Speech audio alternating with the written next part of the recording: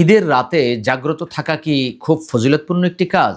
রাসূলুল্লাহ সাল্লাল্লাহু আলাইহি ওয়াসাল্লাম কি জাগ্রত থাকতে বলেছেন? সাহাবায়ে কেরামগণ কি জাগ্রত থাকতেন? অনেক বক্তা, মুহাদ্দিস, ফকিহদেরকে বলতে শোনা যায় যে ঈদের রাত খুব ফজিলতপূর্ণ, তাৎপর্যপূর্ণ, বরকতময় রাত। মূলত এই বিষয়ে কোরআন সুন্নাহয় কি বলা হয়েছে, আসুন আমরা সেই বিষয়ে একটু দেখি। কোরআনুল কারিমে যে কোনো রাতে রাসূলুল্লাহ সাল্লাল্লাহু আলাইহি ওয়াসাল্লামকে জাগ্রত থেকে দণ্ডায়মান থাকার জন্য আল্লাহ তাআলা নির্দেশনা প্রদান করেছেন সূরাতুল মুজাম্মিল ৭৩ নম্বর সূরার ১, ২, ৩ নম্বর আয়াতের দিকে। রাসূলুল্লাহ সাল্লাল্লাহু আলাইহি ওয়াসাল্লাম ঈদের রাতের ব্যাপারে কি বলেছেন? রাসূলুল্লাহ সাল্লাল্লাহু আলাইহি ওয়াসাল্লাম বলেন, মান কামা লাইলাতাল ঈদাইন মুহতাসিবান লিল্লাহ ইলা আখিরিল হাদিস। আবু উমামা রাদিয়াল্লাহু আনহু হতে বর্ণিত, রাসূলুল্লাহ সাল্লাল্লাহু আলাইহি ওয়াসাল্লাম থেকে তিনি বর্ণনা করেন, যে ব্যক্তি ঈদুল ফিতর ও ঈদুল আজহার রাতে ইবাদতের নিয়তে জাগ্রত থাকবে, তার হৃদয় ওই দিন মৃত্যুবরণ করবে না যেদিন অন্য সব হৃদয় মৃত্যুবরণ করবে। ইবনে মাজাহ হাদিস নাম্বার ১৭৮২, হাদিসটি যঈফ।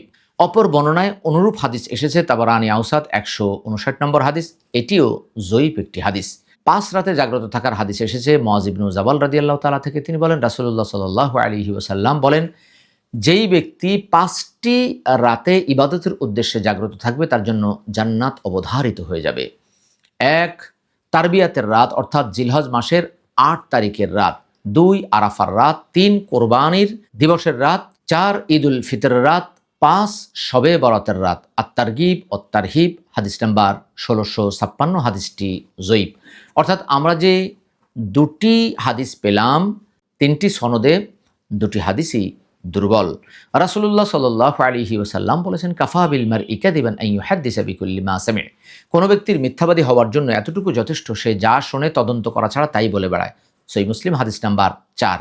আল্লাহ তাআলা এই বিষয়ে বলেন, ইয়া আইয়ুহাল্লাযীনা আমানু ইন জাআকুম ফাসিকুম বিনাবাইন ফাতাবায়ানু।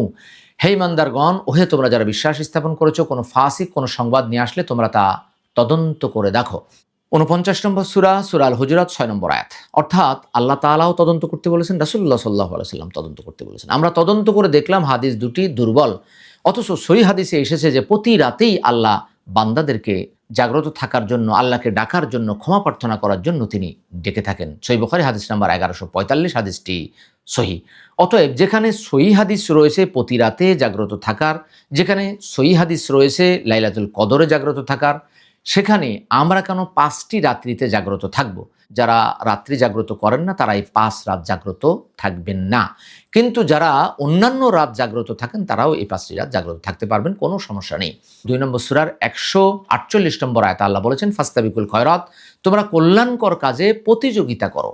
আল্লাহ তাআলা আপনাকে আমাকে কোরআন সুন্নাহর আলোকে এগিয়ে যাওয়ার, সেই অনুযায়ী আমল করার, সেই অনুযায়ী প্রচার প্রসার করার তৌফিক দান করুন। কুরআন সুন্নাহ ফাউন্ডেশন, কুরআন সুন্নাহ ফাউন্ডেশন।